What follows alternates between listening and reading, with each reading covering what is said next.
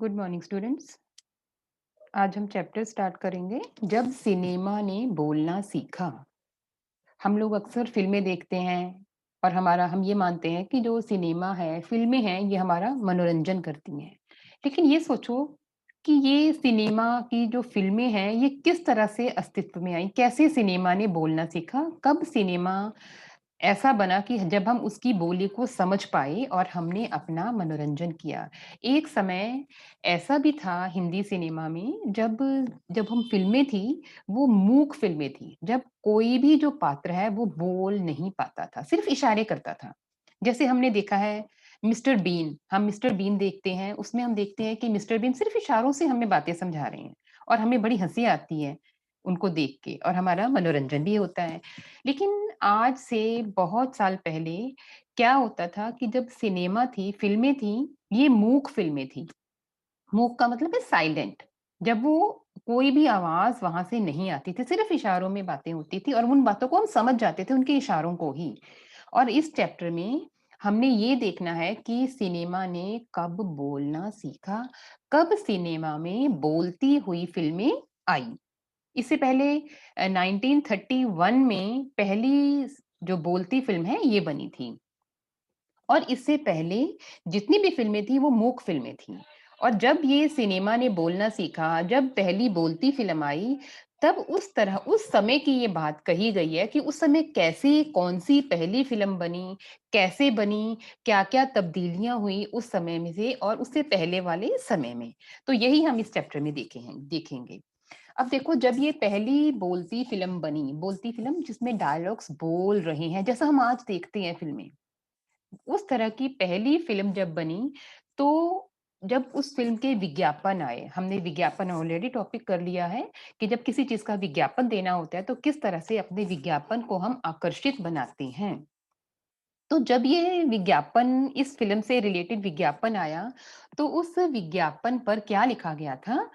वे सभी सजीव हैं, सांस ले रहे हैं, शत प्रतिशत बोल रहे हैं।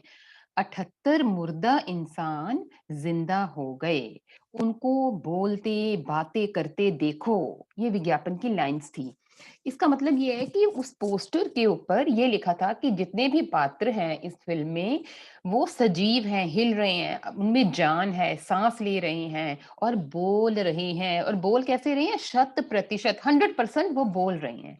और 78 मुर्दा इंसान 78 जो इस फ़िल्म में किरदार थे जिसका विज्ञापन बनाया गया था। वो बोल रहे हैं, उनको बातें करते देखो, उनको नृत्य करते देखो, उनको बोलते देखो। तो ये विज्ञापन की लाइन्स हैं जो पहली बोलती फ़िल्म के विज्ञापन पर लिखी गई थी। देश की पहली सवाक सवाक स प्लस वाक पहली बोलती फ़िल्म आलम आरा के पोस्टरों पर विज्ञापन की ये पंक्तियाँ लिखी हुई थीं। अब ये उस समय की बात है 14 मार्च 1931 तब ये फ़िल्म प्रदर्शित हुई थी और ये उस समय के पोस्टर्स पे लिखा हुआ था। 14 मार्च 1931 की वह ऐतिहासिक तारीख भारतीय सिनेमा में बड़े बदलाव का दिन था क्योंकि क्या हुआ था 14 मार्च को इस दिन भारतीय सिनेमा ने बोलना सीखा था। इससे पहले जो भारतीय सिनेमा था ये मूक था, बोल नहीं पाता था। हम लोग जो फिल्में देखते थे ये कैसी फिल्में थी? सिर्फ इनमें सांकेतिक भाषा का प्रयोग किया जाता था, लेकिन 14 मार्च 1931 को पहली फ़िल्म बनी आलम आरा और ये आलम आरा फ़िल्म ऐसी थी जिसने बोलना सिनेमा को सिखाया, जो पहली बोलती फ़िल्म थी। और अगर हम मूक फ़िल्मों की बात करें, तो इससे पहले सिर्फ़ इशारों में बातें होती थी जिसको हमें समझना पड़ता था। लेकिन भारतीय सिनेमा की पहली मूक फ़िल्म कौन-सी थी? जो फ़िल्म हम कह मान सकते हैं कौन-सी थी? राजा हरीशचंद्र। ये कहीं लिखा नहीं हुआ चैप्टर में। ये राजा हरीशचंद्र पहली फ़िल्म थी, वो भी मूक फ़िल्म थी। लेकिन वो उसको हम फ़िल्म कहते हैं क्योंकि वो 1 या 2 घंटे की फ़िल्म थी। इससे पहले जितनी फ़िल्में बनती थी वो सिर्फ़ डॉक्यूमेंट्री मूवीज़ थी, जैसे 15 मिनट की बन गई या 10 मिनट की, 20 मिनट की।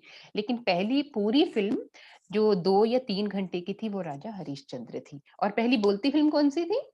आलम आरा, ये फ़िल्म का नाम है। हालांकि वह दौर ऐसा था जब मूक सिनेमा लोकप्रियता के शिखर पर था। वो समय 1931 का समय ऐसा था जब मूक फिल्में ही बहुत पॉपुलर थी, लोग मूक फिल्मों को देखते थे। लेकिन इसके साथ ही जब पहली बोलती फिल्म प्रदर्शित हुई, उस साल में बहुत सी मूक फिल्में भी बनी थी, लेकिन 1931 में पहली बोलती फिल्म प्रदर्शित हो गई थी। मगर बोलती फिल्मों का नया दौर शुरू हो गया था 1931 में, क्योंकि 1931 में क्या हुआ था, पहली बोलती फिल्म आ गई थी। पहली बोलती फिल्म आलमारा बनाने वाले फिल्मकार थे अर्देशिर एम ईरानी। किसने बनाई थी ये? फिल्मकार थे अर्देशिर एम ईरानी ने। अर्देशिर ने 1929 में हॉलीवुड की एक बोलती फिल्म शो बोट देखी। अब पहले उनके मन में ये आइडिया कैसे आया कि भारत में भी एक बोलती फिल्म बननी चाहिए? ये आइडिया उनमें आया जब उन्होंने 1929 में हॉलीवुड की एक बोलती फिल्म देखी, शो बोट। जब उन्होंने ये फिल्म देखी तो उनको लगा कि भारतीय सिनेमा में भी एक बोलती फिल्म बननी चाहिए। इसकी शुरुआत अगर हॉलीवुड में हो गई है तो बॉम्बे में भी भारतीय सिनेमा में भी एक बोलती फिल्म होनी चाहिए। और ये उन्होंने शो बोट को देखकर उनके मन में ये इच्छा जागी कि वो भारतीय सिनेमा के लिए एक बोलती फिल्म बनाएंगे। और पारसी रंगमंच के एक लोकप्रिय नाटक को आधार बनाकर उन्होंने अपनी फिल्म की पटकथा बनाई। अब अगर फिल्म बनानी है तो उसके लिए कहानी भी चाहिए हमें। और उन्होंने ये कहानी कहाँ से बनाई? उन्होंने पारसी रंगमंच का, पारसी भाषा का एक नाटक देखा और उसकी कहानी को ही उन्होंने अपनी फ़िल्म की कहानी बना दी। एक इंटरव्यू में अर्देशीर ने उस वक़्त कहा था, और उस समय जब उनकी इंटरव्यू ली गई, तो उन्होंने क्या कहा था? अर्देशीर जी ने क्या कहा था कि हमारे पास कोई संवाद लेखक नहीं था, गीतकार नहीं था, संगीतकार नहीं था। उस समय क्या था, जैसे आज की जो हम फ़िल्में देखते हैं, उसमें क्या होता है कि संवाद, डायलॉग राइटर होता है एक गीतकार होता है जो फ़िल्मों में के गीत लिखता है, एक संगीतकार होता है, एक गायक भी होता है। एक फ़िल्म के लिए बहुत सी एक मेन हीरो के अलावा बहुत सी और लोगों की भी ज़रूरत पड़ती है। लेकिन उस समय क्या हुआ था, उस समय क्या बता रही हैं हमें अर्देशीर जी, कि उस समय कोई भी संवाद लेखक नहीं था। गीतकार भी नहीं था, संगीतकार भी नहीं था। इन सब की शुरुआत होनी थी। अब इनकी शुरुआत कैसे होनी थी? क्योंकि पहले तो मूक फ़िल्में बनती थी। मूक फ़िल्मों में सिर्फ़ इशारे होते थे, किसी गीत की ज़रूरत नहीं पड़ती थी, किसी संगीत की ज़रूरत नहीं पड़ती थी, किसी डायलॉग की भी ज़रूरत नहीं पड़ती थी। लेकिन अगर हम बोलती फ़िल्म बना रहे हैं, तो हमें डायलॉग चाहिए, हमें गीत चाहिए, संगीत भी चाहिए। तो इस तरह से और भी बहुत से पात्र आ गए, और गीतकार आ गए, संगीतकार आ गए। और इनकी शुरुआत कब से हुई? जब पहली बोलती फ़िल्म आलमारा बनी। इन सब की शुरुआत होनी थी। अर्देशीर ने फ़िल्म के गानों के लिए स्वयं की धुनें चुनी। उन्होंने किसी संगीतकार को नहीं बुलाया, उन्होंने खुद ही वो धुनें चुनी। फ़िल्म के संगीत में महज 3 वाद्य, तबला, हारमोनियम और वायलिन का इस्तेमाल किया गया। अब बहुत से, आज हम किसी गाने को अगर हमें बनाना हो तो कितनी म्यूज़िक इंस्ट्रूमेंट्स होते हैं, लेकिन उस समय उन्होंने किसको चुना था? सिर्फ़ 3 वाद्य यंत्र थे। म्यूज़िकल इंस्ट्रूमेंट्स कौन-कौन से थे? एक तबला था, एक हारमोनियम था और एक वायलिन था। बस इसका इस्तेमाल करके ही उन्होंने अपनी फ़िल्म के लिए गाने बनाए। आलम आरा में संगीतकार या गीतकार में स्वतंत्र रूप से किसी का नाम नहीं डाला गया, क्योंकि कोई था ही नहीं। कोई संगीतकार नहीं था, कोई गीतकार नहीं था, तो इनका, जैसे हम आज का जब फ़िल्म की नंबरिंग आती है तो आता है ना संगीतकार, गीतकार, हमें नाम उनके आते हैं, लेकिन उस समय किसी का नाम नहीं डाला गया था जब पहली फ़िल्म आलम आरा बनी थी। इस फ़िल्म में अनेक पार्श्व गायक बने। इस फ़िल्म के पहले पार्श्व गायक बैकग्राउंड सिंगर, जैसे आजकल बहुत से सिंगर हैं, जैसे हम सबसे हमारे जो बहुत ही सालों से चली आ रही है लता मंगेशकर, वो एक पार्श्व गायक हैं। आजकल भी बहुत से हैं। और उस समय के जो गाना किसने गाया था? डब्ल्यू.एम. खान ने। और पहला गाना कौन-सा था? दे दे खुदा के नाम पर प्यारे अगर देने की ताकत है। ये गाना था जो किसने गाया था? डब्ल्यू.एम. खान ने। और ये हम पहला गाना कह सकते हैं आलम आरा का था, हमारी हिंदी सिनेमा का भी पहला गाना ही था। आलम आरा का संगीत उस समय डिस्क फॉर्म में रिकॉर्ड नहीं किया जा सका। आजकल हम जो भी फ़िल्में बनाते हैं उसकी रिकॉर्डिंग करते हैं, लेकिन उस समय ऐसी फैसिलिटी नहीं थी क्योंकि टेक्नीक जो है इतनी ज़्यादा एडवांस नहीं थी। इसीलिए वो गाने जो हैं या फ़िल्म को हम रिकॉर्ड नहीं कर पाए। फ़िल्म की शूटिंग शुरू हुई तो साउंड के कारण ही इसकी शूटिंग रात में करनी पड़ी। अब जब फ़िल्म की शूटिंग शुरू हुई तो आस-पास की आवाज़ें भी आने लग पड़ी क्योंकि आजकल के जो स्टूडियोज़ हैं, वो साउंड प्रूफ होते हैं। सिर्फ़ हमें कमरे के अंदर उस स्टूडियो के अंदर की जो आवाज़ें हैं, वही सुनाई देती हैं, बाहर की कोई आवाज़ नहीं सुनाई देती है। लेकिन उस समय 1931 में ऐसी टेक्नीक विकसित नहीं हुई थी कि साउंड प्रूफ स्टूडियोज़ को बनाया जाए। तो बाहर की आवाज़ें भी फ़िल्म में आनी ऑब्वियसली बिल्कुल आनी थी, बाहर का शोर आना ही था उसमें। तो फ़िल्म की शूटिंग के साथ ये साउंड की प्रॉब्लम आई और क्या हुआ जिसके कारण इसकी शूटिंग उन्होंने रात में शुरू की। क्योंकि मूक फ़िल्मों में तो आस-पास जितनी मर्ज़ी आवाज़ें आती जाएँ, क्योंकि सिर्फ़ इशारे ही करने हैं हीरो-हीरोइन ने। और वो उस समय भी क्या होता था, उस समय जो मेन हीरो था, वही हीरोइन का पात्र भी निभाता था। उसके बाद नायिका भी फ़िल्म में आई। तो जब आस-पास का शोर भी फ़िल्म में सुनाई देने लगा तो उन्होंने क्या किया, अब फ़िल्म की शूटिंग रात में शुरू की, क्योंकि रात को शोर कम होता है। तो इस फ़िल्म की ज़्यादातर शूटिंग रात के समय हुई थी और साउंड के कारण ही इसकी शूटिंग रात में करनी पड़ी थी। मूक युग की अधिकतर फ़िल्मों को दिन के प्रकाश में शूट कर लिया जाता था, मगर आलम आरा की शूटिंग रात में होने के कारण इसमें कृत्रिम प्रकाश व्यवस्था भी करनी पड़ी। रात को अगर शूटिंग करनी है तो लाइट का अरेंजमेंट भी पूरा चाहिए। तो रात के समय लाइट सिस्टम जो आज हम देख रहे हैं, ये हमारी पहली फ़िल्म की देन है। वहाँ से इसकी शुरुआत हुई थी कि अगर रात को हम कितनी लाइट्स होती है, अगर किसी फ़िल्म की शूटिंग हम देखते हैं, तो कितनी बड़ी-बड़ी लाइट्स लगी होती हैं। लेकिन उस समय के अगर मुकाबला करें तो आज बहुत ज़्यादा टेक्नीक विकसित हो गई है। लेकिन उस समय टेक्नोलॉजी कम थी तो लाइट सिस्टम हम ये कह सकते हैं कि वहाँ से ही शुरू हुआ था। मगर आलम आरा की शूटिंग रात में होने के कारण इसमें कृत्रिम बनावटी प्रकाश की व्यवस्था करनी पड़ी थी। यहीं से प्रकाश व्यवस्था भी बनी और जो आगे फ़िल्म निर्माण का बहुत ही ज़रूरी हिस्सा बनी। इसके बाद ही प्रकाश व्यवस्था आई जो आज भी यूज़ होती है, आज भी इस्तेमाल की जाती है।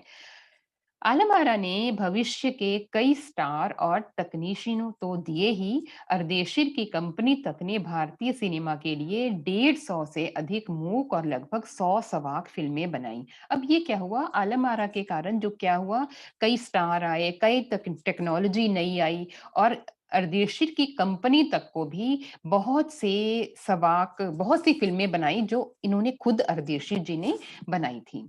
Alam Ara film Arabian nights जैसी फैंटेसी थी। अरेबियन नाइट्स हम देखते हैं कितनी फैंटेसी है उसमें, कितना कल्पनाशील है वो, जिसमें सब कुछ इमेजिन किया गया है। हम देखते हैं अलादीन देखते हैं, अलादीन को हम क्या कह सकते हैं, एक फैंटेसी है, क्योंकि इसकी कहानी काल्पनिक है। इसमें जादू, तिलिस्मिन ये सब कुछ दिखाया जाता है, जिस पे विश्वास करना कठिन हो जाता है, लेकिन बच्चों को बहुत अच्छी लगती है। बिल्कुल जादू हो गया, एकदम से कुछ जादू हो गया। इन उन कहानियों को हम क्या कहते हैं, उनको हम फैंटेसी कहते हैं। और अरेबियन नाइट्स उस समय थी, तो अरेबियन नाइट्स जैसी ही फैंटेसी थी, कौन-सी, आलम आरा की फ़िल्म। फ़िल्म में हिंदू-उर्दू के मेल वाली हिंदुस्तानी भाषा को लोकप्रिय बनाया। अब अगर फ़िल्म आम लोगों के लिए बनाई गई है, तो इसकी जो भाषा है, ये भी हिंदुस्तानी भाषा थी। और हिंदुस्तानी भाषा कौन-सी थी उस समय? हिंदी और उर्दू, क्योंकि उस समय 1931 में हमारा देश, भारत, पाकिस्तान, बांग्लादेश ये सभी एक था। तो इसमें हिंदी और उर्दू भाषा के शब्दों का प्रयोग किया गया था, जो लोगों की आम बोलचाल की भाषा थी। इसमें गीत, संगीत और नृत्य के अनोखे संयोजन थे। गीत भी था, संगीत भी था, डायलॉग्स भी थे। फ़िल्म की नायिका ज़ुबैदा थी। अब हम देखेंगे कि इस फ़िल्म की नायिका, हीरोइन और हीरो कौन थे? नायक थे विट्ठल।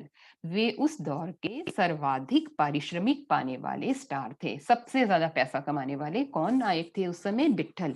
और उनको ही इस फ़िल्म का स्टार बनाया गया। उनके चयन को लेकर उनके चुनाव को लेकर भी एक किस्सा काफ़ी चर्चित है, काफ़ी फ़ेमस है कि जब उनको इस फ़िल्म के लिए चयनित किया गया, चुना गया, तो उससे भी रिलेटेड एक घटना है ऐसी जिसके बारे में हमें पता होना चाहिए। विट्ठल को उर्दू बोलने में मुश्किलें आती थी। पहले उनको बतौर नायक चयन किया गया, मगर इसी कमी के कारण उन्हें हटाकर उनकी जगह महबूब को नायक बना दिया गया। अब जो विट्ठल है वो उर्दू बोलने में उनको परेशानी आती थी, लेकिन फ़िल्म कैसी थी ये? बोलती फ़िल्म थी। तो बोलती फ़िल्म होने के कारण और उर्दू भाषा का ज्ञान बहुत ज़रूरी था, लेकिन विट्ठल को उर्दू बोलने में परेशानी होती थी। तो क्या किया निर्देशक ने? विट्ठल जी को फ़िल्म से निकाल दिया और महबूब को फ़िल्म में ले लिया गया। लेकिन विट्ठल जी नाराज़ हो गए और उन्होंने अपना हक पाने के लिए मुकदमा कर दिया कोर्ट में कि पहले तो मुझे फ़िल्म का नायक बनाया गया, अब मुझे नायक से हटा दिया गया। और उस दौर में उनका मुकदमा मोहम्मद अली जिन्ना ने लड़ा था, जो तब के मशहूर वकील हुआ करते थे। ये जो मोहम्मद अली जिन्ना है, ये पाकिस्तान के जो थे वही हैं ये, जो बहुत ही प्रसिद्ध वकील थे। और उन्होंने विट्ठल का मुकदमा लड़ा और वो जीत भी गए। और जब वो जीत गए मुकदमा, तो विट्ठल को दोबारा से इस फ़िल्म का मेन नायक ले लिया गया। विट्ठल मुकदमा जीते और भारत की पहली बोलती फिल्म के नायक बने। उनकी कामयाबी आगे भी जारी रही। मराठी और हिंदी फिल्मों में वे लंबे समय तक नायक और स्टंटमैन के रूप में सक्रिय रहे। बहुत फेमस रहे क्योंकि वो मराठी भाषा के ज्ञाता थे विट्ठल, लेकिन हिंदी भी उनको आती थी, लेकिन उनको उर्दू बोलने में परेशानी आती थी। लेकिन फिर भी वो मुकदमा जीते और इस फिल्म के पहले नायक बन गए। इसके अलावा आलम आरा में सोहराब मोदी, पृथ्वीराज कपूर तो हमें पता है राज कपूर जी के फादर, वो भी इस फ़िल्म में थे। याकूब और जगदीश सेठी जैसे अभिनेता भी मौजूद रहे। आगे चलकर जो फ़िल्म उद्योग के प्रमुख स्तंभ बने, इन सबको ये बहुत ही फ़ेमस पर्सनैलिटीज़ हैं फ़िल्म उद्योग की। यह फ़िल्म 14 मार्च 1931 को मुंबई के मैजेस्टिक सिनेमा में प्रदर्शित हुई। अब मुंबई का जो एक मैजेस्टिक सिनेमा है, वहाँ पर ये प्रदर्शित हुई। फ़िल्म 8 सप्ताह तक हाउसफुल चली और भीड़ इतनी उमड़ती थी कि पुलिस के लिए नियंत्रण करना मुश्किल हो जाया करता था। समीक्षकों ने इसे भड़कीली फैंटेसी स्टार फ़िल्म करार दिया गया। बहुत भीड़ उमड़ती थी, लोग देखने के लिए उत्तेजित रहते थे इसको, तो इसको क्या टाइटल दे दिया गया कि ये क्या है, एक भड़कीली फैंटेसी है ये फ़िल्म, क्योंकि लोगों का ध्यान आकर्षित कर रही है, लोग बहुत देखने के लिए जा रहे हैं वहाँ पे और पुलिस को भी उस भीड़ को हटाने के लिए पुलिस फ़ोर्स भी लगानी पड़ती थी क्योंकि वहाँ बहुत ही ज़्यादा भीड़ हो जाया करती थी। ये फ़िल्म 10,000 फुट लंबी थी। इसकी जो रील है, एक लंबी सी रील होती है, हम देखते हैं जब हम फ़ोटो खींचते हैं तो नेगेटिव आता है ना ब्लैक कलर का, उसी प्रकार इस फ़िल्म की जो रील थी वो 10,000 फुट लंबी थी। बिल्कुल लंबी लंबाई कितनी थी उसकी? 10,000 फुट और इसे 4 महीने की कड़ी मेहनत से तैयार किया गया था। 4 महीने में ये फ़िल्म बनी गई थी। सहवाग फ़िल्मों के लिए अभी हमें नेक्स्ट पैराग्राफ में ये बताया गया है कि इनकी कहानियाँ कहाँ से ली गई थी। अब इस फ़िल्म के लिए पौराणिक कथाओं, पारसी रंगमंच के नाटकों, अरबी प्रेम कथाओं को विषय के रूप में चुना गया। अब कहानियों का कहाँ से लिया गया, इनका आधार कहाँ से लिया गया? जो पौराणिक हमारे पुराणों से संबंधित कहानियाँ हैं, पारसी रंगमंच के जो नाटक हैं, उनकी कहानी को लेके कोई फ़िल्म बना दी गई और अरबी प्रेम कथाओं को विषय के रूप में चुना गया था। इनके अलावा कई सामाजिक विषयों वाली फ़िल्में भी बनी। ये ऐसा नहीं है कि सिर्फ़ फैंटेसी फ़िल्में ही बनी, ऐसी फ़िल्में भी भई बनी जो सामाजिक बुराइयों पर आधारित थी, जो समाज को एक नई शिक्षा दे सके। उन विषयों को भी फ़िल्म का विषय माना गया। ऐसी ही एक फ़िल्म थी खुदा की शान। इसमें एक किरदार महात्मा गांधी जैसा था। इसके कारण सवाक फिल्मों को ब्रिटिश प्रशासन की तीखी नजर का सामना करना पड़ा। अब ऐसे ही एक फिल्म के बारे में बताया जा रहा है कि फिल्म का नाम था खुदा की शान। अब उसकी जो एक किरदार था वो महात्मा गांधी जैसा था। तो जब अंग्रेजों ने ये फिल्म देखी तो अंग्रेजों को लगा कि ये फिल्म लोगों को भड़काएगी, लोगों को भड़का सकती है क्योंकि इसका एक किरदार महात्मा गांधी जैसा लग रहा है। तो ब्रिटिश सरकार ने इस फिल्म को प्रदर्शित करने के लिए का विरोध किया। सवाक फिल्मों के नए दौर की शुरुआत कराने वाले निर्माता निर्देशक अर्देशित इतने विनम्र थे कि जब 1956 में आलम आरा के प्रदर्शित प्रदर्शन के 25 साल पूरे होने पर उन्हें सम्मानित किया गया और उन्हें भारतीय सवाक फिल्मों का पिता कहा गया। 1956 में ये फ़िल्म 25 साल पूरे कर लिए इसने। जब इस फ़िल्म ने 25 साल पूरे कर लिए तब हमारा देश भी स्वतंत्र हो गया था और जो निर्देशक हैं अर्देशिर जी, उनको भारतीय सवाक फ़िल्मों का पिता ये उपाधि उनको दी गई और उनको सम्मानित किया गया। और उस समय उन्होंने क्या कहा जब उनको इतना बड़ा खिताब दिया गया, तो इस मौके पर उन्होंने कहा कि मुझे इतना बड़ा खिताब देने की ज़रूरत नहीं है। मैंने तो देश के लिए अपने हिस्से का ज़रूरी योगदान दिया है। इतने विनम्र थे कि उनको इतनी बड़ी कामयाबी को देखकर वो घमंड में नहीं आए। बड़े विनम्र रूप से उन्होंने कहा कि मैंने कोई खास काम नहीं किया है। मैंने तो सिर्फ अपने देश को आगे बढ़ाया है, देश के विकास में अपना योगदान दिया है। जब पहली बार सिनेमा ने बोलना सीख लिया, अब ये इसका मतलब आपको क्लियर हो गया होगा कि जब पहली बार सिनेमा ने बोलना सीख लिया, जब पहली फ़िल्म आ गई, सिनेमा में काम करने के लिए पढ़े-लिखे अभिनेत्रियों की ज़रूरत भी शुरू हुई। अब हम इस पैराग्राफ में ये देखेंगे कि जब पहली फ़िल्म आ गई, तो आलम आरा फ़िल्म आने के बाद क्या-क्या चेंजेज़, क्या-क्या बदलाव सिनेमा जगत में हुए। अब इसके बाद क्या हुआ, पहला बदलाव ये हुआ कि सिनेमा में काम करने के लिए पढ़े-लिखे अभिनेता और अभिनेत्रियों की ज़रूरत महसूस की गई। क्योंकि पहले क्या होता था, कोई भी अभिनेता है, कोई भी अभिनेत्री है, वो सामने खड़े हैं, वो सिर्फ़ इशारे कर रहे हैं। उनको कोई डायलॉग याद नहीं करना है, कोई डांस नहीं करना है, कोई कुछ नहीं इतना ज़्यादा नहीं है। लेकिन अब क्या है, अब तो डायलॉग बोलने हैं। इसके लिए पढ़े-लिखे लोगों की ज़रूरत अनुभव की गई। क्योंकि अब संवाद भी बोलने थे, सिर्फ़ अभिनय से काम नहीं चलने वाला था। मूक फ़िल्मों के दौर में तो पहलवान जैसे शरीर वाले, स्टंट करने वाले और उछल-कूद करने वाले अभिनेताओं से काम चल जाया करता था। जैसा मर्दी अभिनेता हो, उससे काम चल जाता था। स्टंट करने हैं, बोलना कुछ नहीं है। लेकिन अब क्या हुआ, डायलॉग्स याद करने पड़ेंगे। तो पढ़े-लिखे लोगों की अभिनेता और अभिनेत्रियों की ज़रूरत महसूस हुई। अब उन्हें संवाद बोलने थे, गायन की प्रतिभा की भी कद्र होने लगी। अब गाना भी गाना है तो पार्श्व गायक की भी ज़रूरत महसूस हुई, संगीतकार भी आए, गीतकार भी आए। तो इस तरह से इस फ़िल्म के कारण जो जितने सिंगर्स हैं उनको भी बढ़ावा मिला, संगीतकार भी बने और गीतकार भी आए। अब उन्हें संवाद बोलना था और गायन की प्रतिभा की भी कद्र होने लगी। इसलिए आलम आरा के बाद आरंभिक सबाक दौर की फिल्मों में कई गायक अभिनेता बड़े पर्दे पर नजर आने लगे। हिंदी उर्दू भाषा का भी महत्व बढ़ा।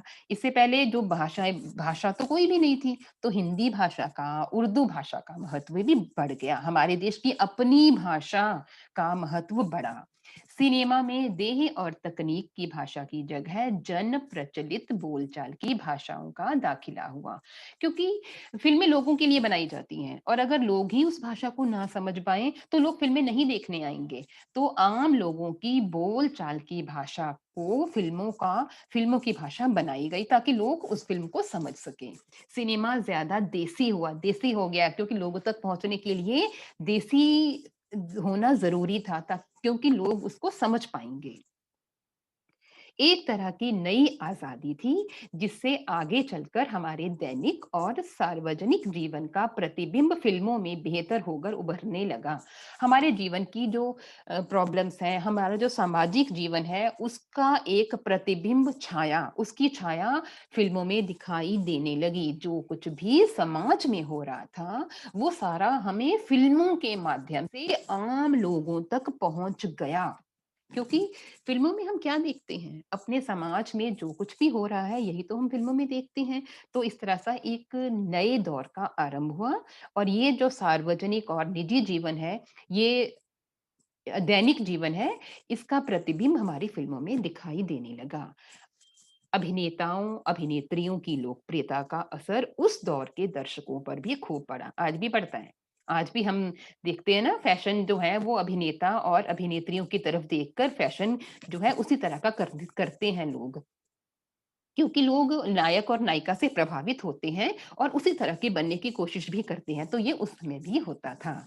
अब इसके लिए एक हमें बताया गया है कि माधुरी नाम की एक फ़िल्म थी जिसमें क्या कहा गया था ये फ़िल्म थी जिसकी नायिका सुलोचना की हेयर स्टाइल उस दौर में लो औरतों में उस दौर की औरतों में बहुत ही लोकप्रिय था। नायिका कौन थी? सुलोचना, फ़िल्म का नाम था माधुरी। उसी फ़िल्म की बात यहाँ पे की जा रही है, जहाँ पे उसका हेयर स्टाइल लोगों को बहुत अच्छा लगा और औरतों में वो हेयर स्टाइल बहुत ही लोकप्रिय हो गया। औरतें अपनी केश सज्जा अपने हेयर स्टाइल उसी तरह कर रही थी। अर्देशीर ईरानी की फ़िल्मों में भारतीयों के अलावा ईरानी कलाकारों ने भी अभिनय किया था। इसके अलावा भारतीय कलाकारों को तो बढ़ावा मिला ही, ईरानी कलाकारों को भी बढ़ावा मिला क्योंकि उन्होंने भी अभिनय किया, एक्टिंग की। स्वयं आलम आरा भारत के अलावा श्रीलंका, बर्मा और पश्चिम एशिया में पसंद की गई। भारत की जो ये फ़िल्म है, ये विदेशों में भी इसकी लोकप्रियता बढ़ी। श्रीलंका में, बर्मा में और पश्चिम एशिया के कई देशों में इस फ़िल्म को पसंद किया गया। भारतीय सिनेमा के जनक फाल्के को दादा साहेब फाल्के, ये हैं। फाल्के को सवाक फ़िल्मों के जनक अर्देशीर ईरानी की उपलब्धि को अपनाना ही था क्योंकि ये वहाँ से सिनेमा का एक नया दौर शुरू हो गया, एक नया युग शुरू हो गया। हम दादा साहेब फाल्के को हम ये मानते हैं कि ये भारतीय सिनेमा के जगत के फादर हैं, जनक हैं। तो इन्होंने भी जो सवाक फ़िल्में जो अर्देशीर के द्वारा बोलती फ़िल्में ली गई हैं, इनसे इम्प्रेस ये भी हुए और इन्होंने उनकी उपलब्धि को भी अपनाया और अपनी फ़िल्मों में अगर हम ये कहते हैं कि फाल्के साहब बहुत मशहूर थे, तो इन्होंने उसी राह पर चलते हुए हिंदी फ़िल्म जगत को एक नया रास्ता दिखाया और इस तरह से बोलती फ़िल्म के साथ, आलम आरा के साथ सिनेमा को एक नया रास्ता मिल गया, एक नया युग मिल गया। तो इस तरह से हमने आज ये चैप्टर पूरा का पूरा डिस्कस कर लिया है। आई होप कि आपको ये चैप्टर समझ आ गया होगा।